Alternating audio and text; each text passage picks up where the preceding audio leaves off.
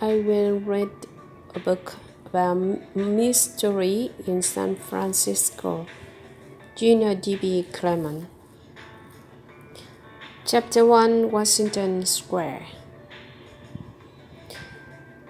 At first, I will introduce about North Beach.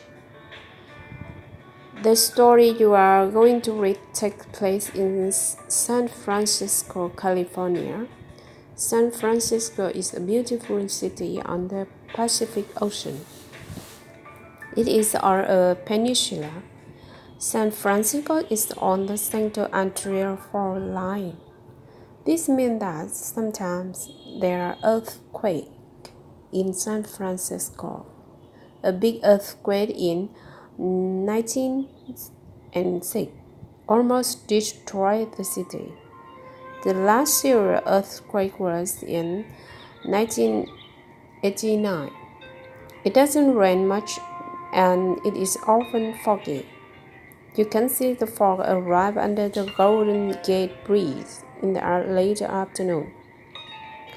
It stays all night and then it leaves late in the morning. At night, you can hear fog horns. They warn ships on the ocean about dangerous weather conditions. The city has beautiful scenery because there are many hills, a lot of vegetation, and attractive buildings. Explain the West. Number 1, fault line, a big, long crack in the Earth's surface. Earthquake, violent movement of the Earth. They often damage houses and buildings. Foggy.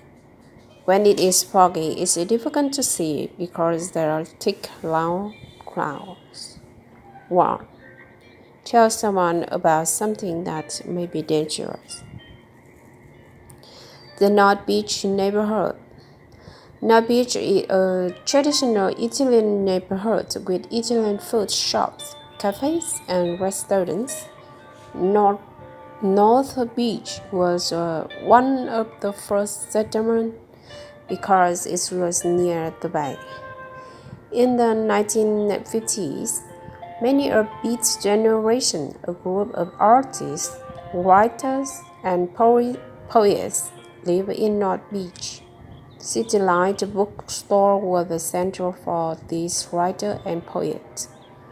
Today, you can still visit this bookstore. During the Gold Rush, Telegraph Hill was very important because it had a view of the bay. People on Telegraph Hill looked for sailing ships on the bay. When a sailing ship arrived, a messenger from Telegraph Hill went to tell the people. Today there is a big tower on the hill. It is called Coit Tower. A woman called Lily Hitchcock Coit built it in honor of the firefighter of San Francisco. Washington Square is a lovely park and meeting place for the people of North Beach. Often there are art festivals in the square. Explain the word neighborhood, an area in a town where people live. Settlement, a place where people build houses and start a new community.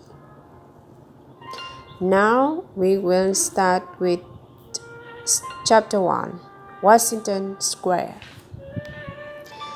Jim Riley was 14 years old and he lived in the beautiful city of San Francisco in California. He was short, thin, and wore glasses. He had brown hair and blue eyes.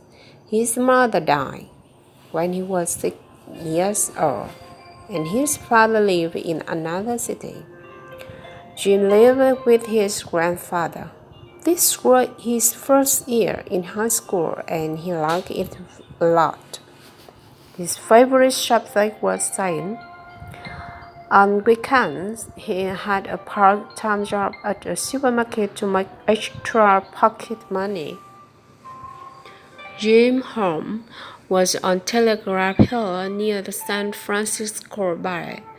From his living room, he could see the Golden Gate Bridge and the bay.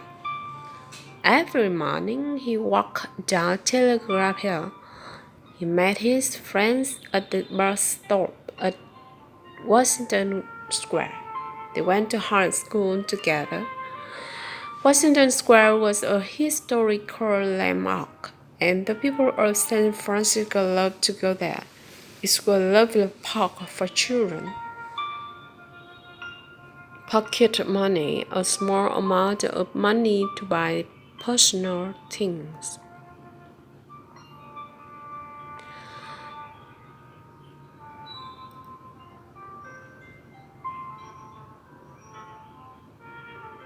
It was a lovely park for children and adults.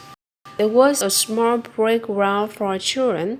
It was also a place for the people of the North Beach neighborhood to meet. There were restaurants, cafes, and nice shops around Washington Square. Often there were music and art festivals. Normally, Washington Square had green grass and beautiful flowers, but there was no rain for a long time, and the grass was dry and yellow, and the flowers were dead. "Hi, Jim," said Brian. Brian Wilson was Jim's best friend.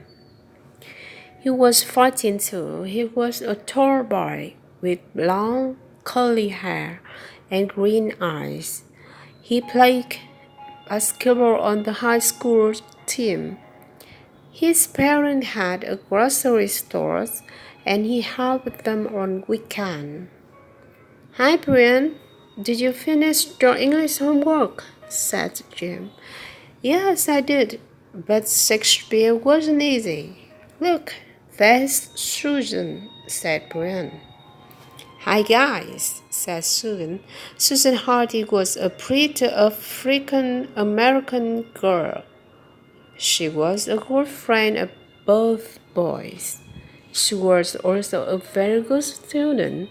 She had a part-time job as a babysitter for the children of her neighbors, the Moreno family.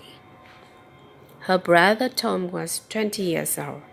He was a biology student at San Francisco University and played on the university football team. "Are you ready for the math test?" asked Susan. "I started all afternoon yesterday, but I'm not ready," said Brian. "I'm not either. I didn't look at my note," started Jim. The bus came and they got on. They saw their school friends and started talking. The bus was always crowded, but the bus ride was fun. When they got near Galileo High School, they could smell the chocolate from the chocolate factory nearby. They love the smell of chocolate. It made them hungry. The math tests were difficult. The students were happy when it was finally lunchtime. They all went to the big school cafeteria. "Why is math so difficult?" said Jim. "I think it's made Miller makes the test difficult." "Don't worry about the test and eat your lunch," said Brian. In the afternoon, they had a long science lesson. It was very interesting. They studied chemistry in the school laboratory.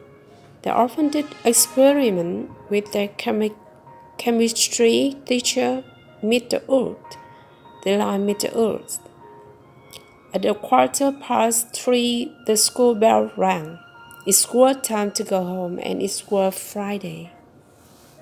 "What are you doing this weekend?" asked Brian. I'm working at the supermarket tomorrow, says Jim, but on Sunday I'm coming to see your basketball game. I hope we win, said Brian. I'm working tomorrow as well at my parents' grocery store. It's always a busy day, but I'm free tomorrow night. Well, I'm babysitting for the Moreno children all weekend, said Susan. Do you want to go to the movies tomorrow night, Jim? Asked Brian. Yes, that's a great idea, said Jim. I'll phone you. A factory building where things are made, usually in big quantity. In this picture about the train, electric train.